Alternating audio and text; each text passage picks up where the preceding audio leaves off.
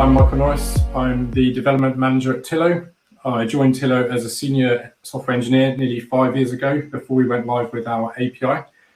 I now manage the development team of 12 engineers across multiple disciplines. I'm responsible for building on and maintaining our existing core offering and delivering new and exciting products. You can find me on LinkedIn and social media at MST Norris. So you may be wondering, what is Tillo and what do we do? Tillo is the rewards, incentives and gifting network. We were founded in 2016 and our goal was to transform the digital gift card market. And what that means is that we connect the world's most popular retailers and businesses looking for exciting ways to reach employees and customers. Our clients purchase gift cards from over 1,200 brands in 16 currencies across 29 markets using our API. If you'd like to know more, I encourage you to check out our website at tillo.io or find us on Twitter at TilloHQ. Today I'm going to be talking to you about our secure vault.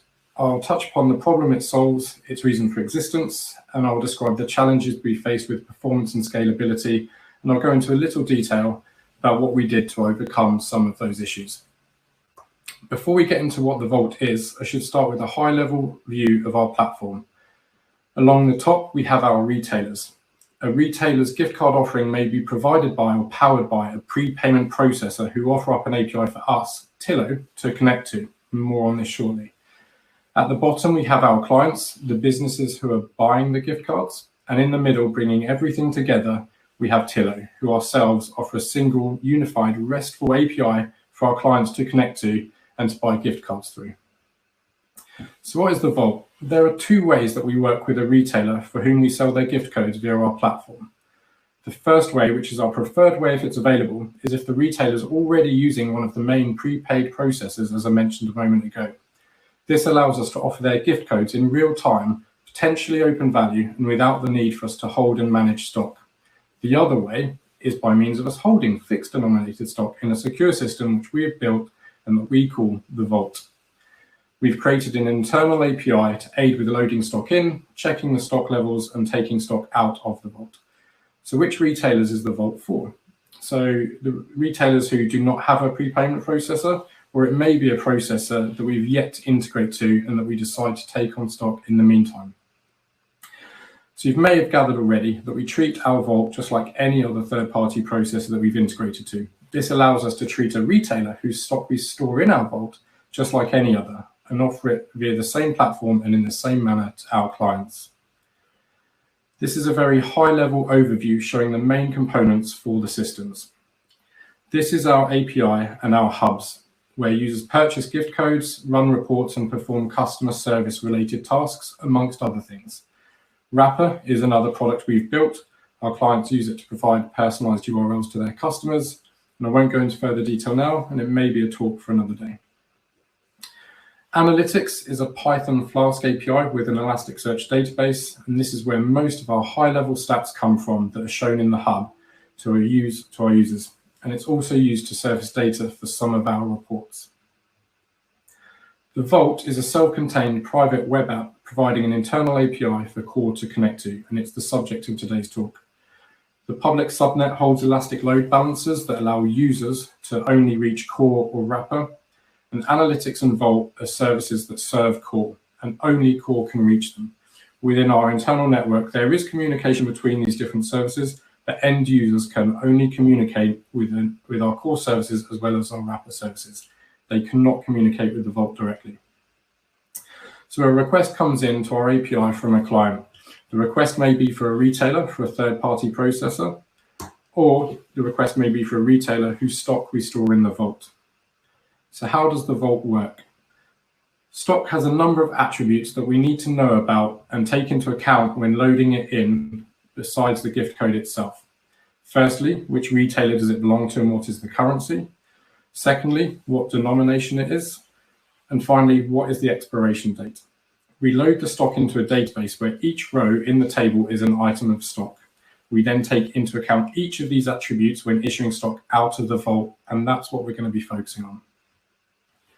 Every time a request comes in, we need to perform some validation and operations to determine which item of stock to take out of the Vault database and issue to the customer. Which brand is it for and which currency? Is the denomination available? We then select all of the stock in soonest to expire first, locate the first item, and update a number of fields to capture who purchased it and when.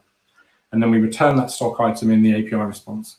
We must do this without issuing the same item twice. And in software terms, this is called a race condition, and we mitigate this from occurring by locking all the stock that meets the above criteria. This is a problem, and we'll come back to this shortly. And these checks and operations are performed on each and every request that comes into a vault, and this is also a problem, and we'll be addressing that too. So the request comes into the core API from one of our clients. They've requested a code from a retailer whose stock we store in the vault. We have our internal network, which is not accessible to the public, only via core, then our load balancers, and lastly, and most importantly, our primary data source. Currently, this is where all the work happens. Now, the vault is clearly not an ice cream van, but being based in Brighton and Hove along the south coast of the UK, I thought it was only fitting to use a beach faring analogy. So if you'll indulge me, Tillo is a marketplace for pleasant things like gifts, rewards, and incentives that delight the receiver, just like an ice cream van. Imagine an ice cream van on a beach selling chocolate, strawberry, or vanilla ice cream to tens of hundreds of people daily throughout the summer. Now, Tillo's network attracts a growing number of customers. The top graph shows the steady growth of clients trading on our platform from our founding to today. This is the number of people who are buying ice creams. At the same time, the bottom graph shows the number of retailers selling on the network has also grown steadily. This is our selection of flavors. The number of different flavors sold each month also grew steadily. Note that during the pandemic, a new kind of customer arrived.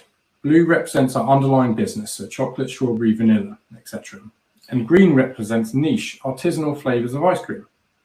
So far, it seems like we can meet the scaling challenges by simply adding more ice cream vans. More flavors plus more vans is more flavors, plus more customers equals more vans, right? So from the point of view of number of transactions, i.e. the number of ice creams sold, here is the growth from the very start in 2016 up until the end of 2019. If we add in transactions for January 2020, and then for February, and now for March, do you know what happens next or can guess? So boom, April 2020 brings a huge spike in volume. It is unprecedented, and if you remember, there was no spike in number of customers, just a modest and gradual increase. And note there was also no explosion in the number of selections served. Almost all of the new orders were for a niche flavor, a specialty in our selection. It was as if a couple of customers walked up to one of our ice cream vans and asked for 800 matcha flavored ice cream cones. And it wasn't just a single fluke. It continued in May and in June and in July. And this is where we're at today, 2 waves of incredibly high demand for a specialty.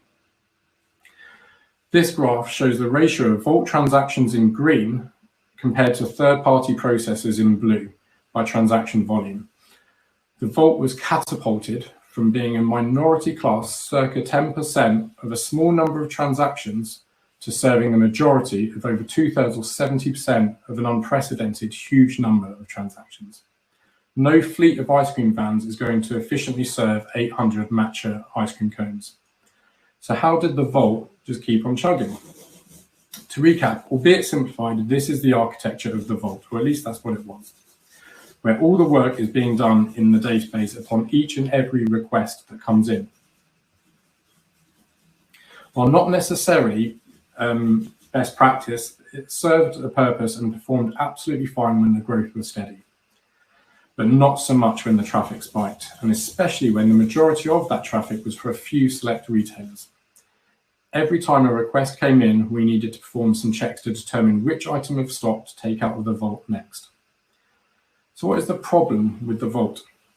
The short answer, the above doesn't scale. We originally built the vault 4 years ago when the overall volume of transactions through the system was significantly lower than it is today. The total amount of stock we were holding in the vault was also drastically lower. Now jump to 3.5 years later, and in April of 2020, both of these factors had increased exponentially. We made the decision to rewrite fundamental parts of how the vault worked because of these known bottlenecks when it came to sudden spikes in transactions and the total amount of stock we would need to hold in order to continue operating a smooth service. Each of the aforementioned steps that are required to locate a single item of stock perform okay when there are a few retailers with a few denominations and when we're holding a small amount of stock for each. But it starts to break down, however, when there are lots of retailers with multiple denominations and when we're holding millions of items of stock, causing query times and consequently response times to increase. So improvements to the existing architecture, and one of the action that had the biggest impact initially without changing the underlying infrastructure was introducing a nightly scheduled process to archive stock that was sold the previous day. This kept the total amount of inventory that needed to be sorted and processed upon each and every request coming in to a minimum, so only the sellable stock. You can liken this to throwing away the boxes that the ice creams came in. Until now, we've been holding on to them. The main objective in changing the way the Vault worked was to eliminate performance bottlenecks by reducing the number of heavy concurrent queries in the database. Instead of executing a separate SQL query on each individual stock item, a single query is run to cache multiple stock items into a Redis cache. Retrieving data from the first in, first out queue in the Redis cache is much faster than from the database and does not have any performance impact by introducing another dependency. Now, zooming in a little, the yellow block here represents our Python microservice that manages the levels of stock we hold in the Redis cache, shown in red. Every 4 minutes, a process is run to keep the cache topped up, and it's configurable on a per retailer and denomination basis, so we have absolute control. Caching a subset of the stock IDs means they are quick to locate, and when we do hit the database, we're only locking the next row, the single item of stock to be sold, not the entirety of unsold stock for that particular brand and denomination. All the work is done upfront in a separate Python service. Introducing this two-step process in conjunction with archiving previously sold stock has meant that we can continue to service more customers and scale up appropriately and steeply without the performance implications. A somewhat simple change with big impact and huge benefit. That concludes my talk and brief overview of our Vault. So yeah, thank you all for listening.